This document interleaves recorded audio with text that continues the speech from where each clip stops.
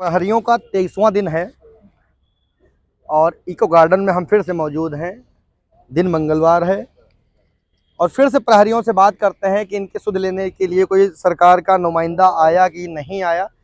और प्रदेश अध्यक्ष जी भी हैं, राष्ट्रीय अध्यक्ष जी भी हैं और तमाम प्रदेश के अलग अलग जिले से आए हुए चौकीदार, ग्राम सेवक, ग्राम प्रहरी, कई नामों से बुलाया जा सकता है इन्हें। अच्छा, कैमरामैन बड़ा मुस्कुरा रहे हो यार आप, है ना, बड़ा मजा आ रहा है ना। अच्छा भैया, अब देखो संगम हुई हुआ, यहाँ लोग कहते हैं इलाहाबाद में संगम है, संगम यहीं हुई हुआ संगम नहीं हुई हुआ। कौन कहाँ का दिल्ली का, कौन कहाँ का बनारस का, कौन कहाँ इलाहाबाद का और कौन कहाँ बस्ती और गोरखपुर। बाबा जी आपके गांव के भी लोग हैं यहाँ पर।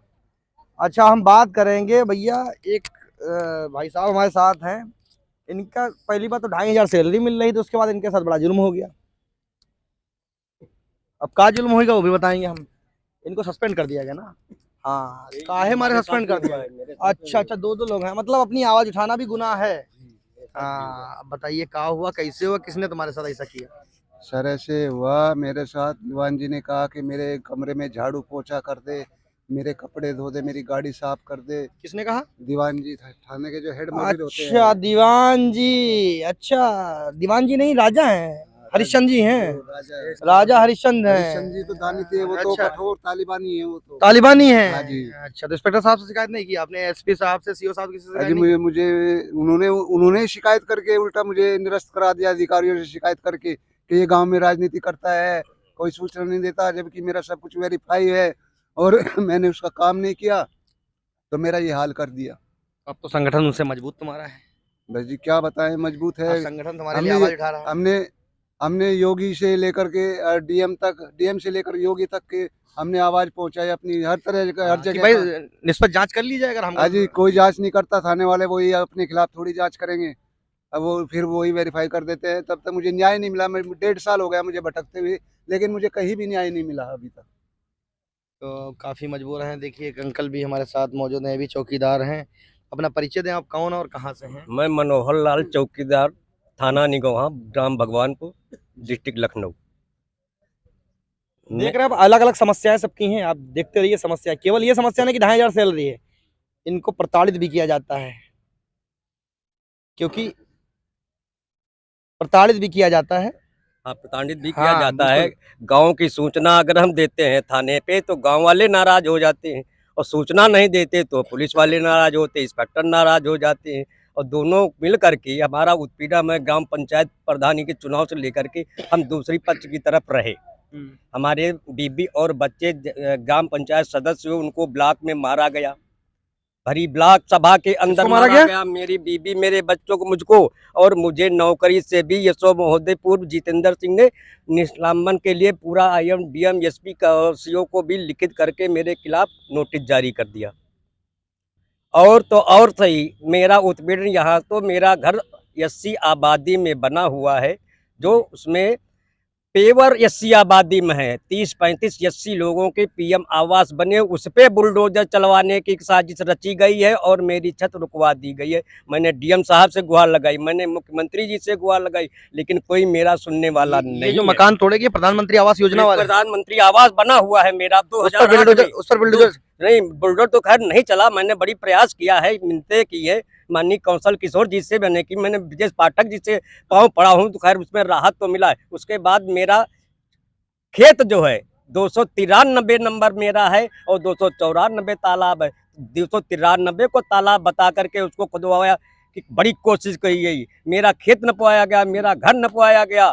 सिर्फ चुनावी रंजिश के तहत गांव पंचायत और चौकीदार होने के नाते मैंने एक एक खबर दी है। वही अभी पीछे 16 जून 2021 को मैंने बदमाश चोरों को पकड़ा है, सामान बरामद करवाया है, मैंने शराब पकड़ी है, मैंने हर तरह की सारी मेरे पास लिखित रिपोर्ट, मैंने रजिस्टर बना रखा है। उसके बाद मुझे कहते हैं, आप लोग सुन रहे हैं ना, एक बुजुर्ग, क्योंकि भावुक हो गए, मैं उनकी आवाज, अगर आप लोगों ने इनकी आवाज नहीं बने, और योगी जी से निवेदन है कि आप जो है निष्पक्ष जांच कराएं, क्योंकि बहुत मुश्किल से निष्पक्ष जांच हो जाए, दूध का दूध पानी हो जाए। मैं एक पढ़ा लिखा शिक्षित ग्राम का चौकीदार हूँ, मेरे पास सारे सर्कुलर हैं, रेगुलर मालूम है, मैं पढ़ा लिखा हुआ हूँ, मैं देखता हूँ। मैंने चुनाव में ड्यूटी लिखी जाती है, उसके पीछे सारी शर्तें लिखी होती है, हम लोग उसको पालन करते हैं।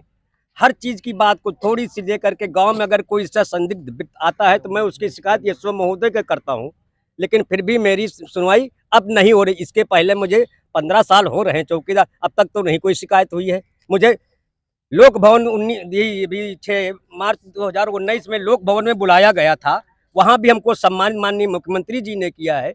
यशस्वी कलानिधि जी ने मुझे नेथानी जी ने मुझे डायमंड रिसर्च में मुझे पुरस्कार सम्मानित किया गया, 500 रुपया और चादर दे करके। बीच बीच में और भी मुझे पुरस्कार सम्मानित किया गया, लेकिन आज मुझे ग्राम प्रधान और यशो जितेंद्र ने मुझे इतना परेशान कर दिया कि मेरा पूरा परिवार मानसिक तनाव से परेशान है, आर्थिक नुकसान। फिर कहना चाहता हूं, अगर कोई भी पुलिस वाला या इंस्पेक्टर, दरोगा, सिपाही, ऐसा कोई भी देख रहा है, ये आपके दुश्मन नहीं, आपके नौकर नहीं, ये आपके मित्र हैं। आप इनके साथ बिहेव मित्रों जैसा करें। और अगर कोई बड़ा अधिकारी मेरी इस वीडियो को देख रहा है तो उनसे मेरा निवेदन है कि निष्पक्ष जांच कराएं और इनको इनका अधिकार मिल सके, क्योंकि मैं खुद बड़ा भावुक हो गया इनको देख करके। मैं तो चाहता हूं सर कि आप मीडिया वाले हैं, आप भी मेरे यहाँ चले। मैंने अनु त्रिपाठी जी को भी लिखित दिया था, थोड़ा बहुत उन्होंने जो कुछ किया तो किया, शिकायत की प्रधान से, थोड़ी बहुत राहत मिल चुकी है। आप सस्पेंड है? नहीं, सस्पेंड तो नहीं कर पाए हैं मुझे। मेरे पास सारे दस्तावेज मैंने डीएम के यहाँ पे मैंने लगा दिया है। हमने साहब गुजारिश की कि मेरी ये उम्र है, अब मुझे नौकरी का 62 साल की उम्र हो रही है। उन्होंने पूछा कि आपकी एज क्या हुई, तुमने कहा 62 साल की उम्र हो गई, लेकिन हमारे कहीं रेगुलर सर्कुलर में यह नहीं लिखा कि चौकीदार को 60 साल के बाद रिटायर कर दिया जाए। मेरे मरने के बाद मेरे बच्चे ही उसमें उत्तराधिकारी चौकीदार के लिए होते। तो खैर वहाँ पे जितने सम्मानित लोग बैठे हुए थे, उन्होंने मुझे दादा कहकर सम्मानित किया और कहा कि ठीक है, आपकी मदद डीएम महोदय। और आप सब लोगों से गुजारिश, अगर कहीं ऐसा मसला हो तो आप लोग कंधे से कंधा मिलाकर इनका साथ दें। मैं पूरी लड़ाई पूरे प्रदेश की लड़ता हूँ, क्योंकि मेरे उत्तर प्रदेश में 97,000 राजस्व ग्राम है, जिसमें अभी तक लगभग 70-71 हजार राजस्व गांवों की चौकीदारों की नियुक्तियां हो चुकी हैं। आगे भी जब चुनाव आता है तो सरकार मेरी याद करता है, क्योंकि हाँ, मैं भी चौकीदार हूँ।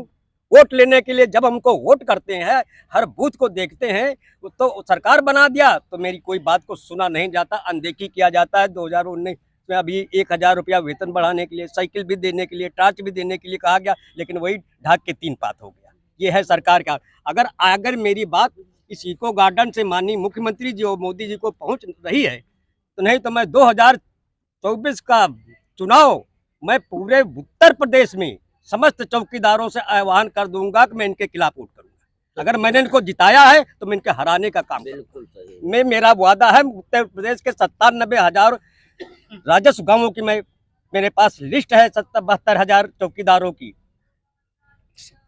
70,000 चौकीदारों की लिस्ट है। आपका भी कोई संगठन है? नहीं, संगठन में एक ही संगठन के नीचे काम कर रहे हैं। संगठन में पूरे उत्तर प्रदेश के लोग एक ही संगठन में काम कर रहे हैं। ठीक है, मैं कोई और संगठन नहीं है। जी मेरे साथ अध्यक्ष जी भी मौजूद हैं, नारायण यादव जी हमारे साथ अध्यक्ष जी मौजूद हैं। यादव जी, आपने देखा कितना दर्द है? दर्द, इसमें कोई मलहम नहीं लगेगा क्या?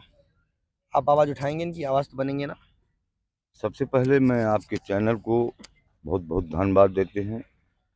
हम श्री नारायण यादव आपके आभार प्रकट करते हैं, जो आपने हमारी आवाज़ को जिस जोर से उठा रहे हैं, हमें खुशी है जी।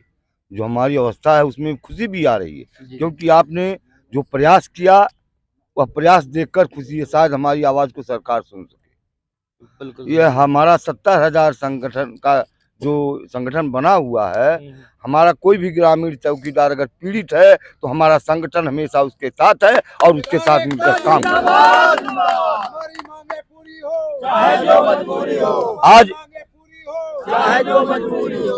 आज हमारे ग्राम प्रहरी जो 22 दिन से इस ठंडी में जीवनोपार्जन कर रहे हैं, वह बहुत दर्दनाक है, बहुत असहनीय है।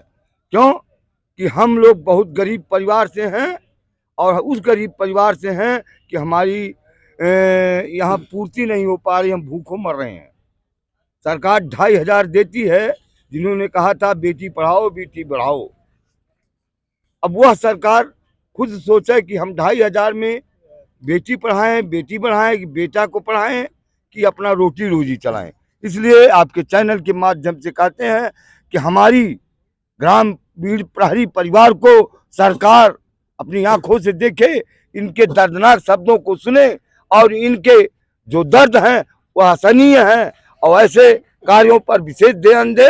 हमारा शोषण, हमारा उत्पीड़न रोका जाए, चौकीदार को अधिकार दिया जाए, उनकी वेतन वृद्धि की जाए, जिससे हमारा चौकीदार हर आतंकवादी से, हर किसी प्रकार घटना से लड़े और सक्षम हो, आवाज सरकार तक पहुंचाने का काम करे। जय हिंद, जय भारत।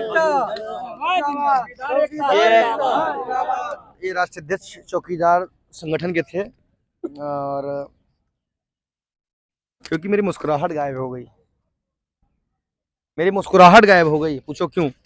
क्योंकि जब ऐसे बुजुर्ग और ऐसे लोगों के ऊपर ऐसा दुख होगा तो मैं खुश कैसे हो सकता। और मैं कहता हूँ जो लोग भी देख रहा है, अगर कलमकार देख रहा है, अगर सो गए भाई तो आपको कोई पूछने वाला, कलमकार अगर देख रहा है तो इनकी आवाज़ बन जाए। सभी पत्रकारों से गुजारिश है कि इनको कवर करें और इनका फुल सपोर्ट करें, इनकी आवाज़ मुख्यमंत्री जी तक पहुँचाएँ और बने रहिए मेट्रो फ्यूचर न्यूज़ के साथ। मिलते हैं फिर किसी नए मुद्दे के साथ।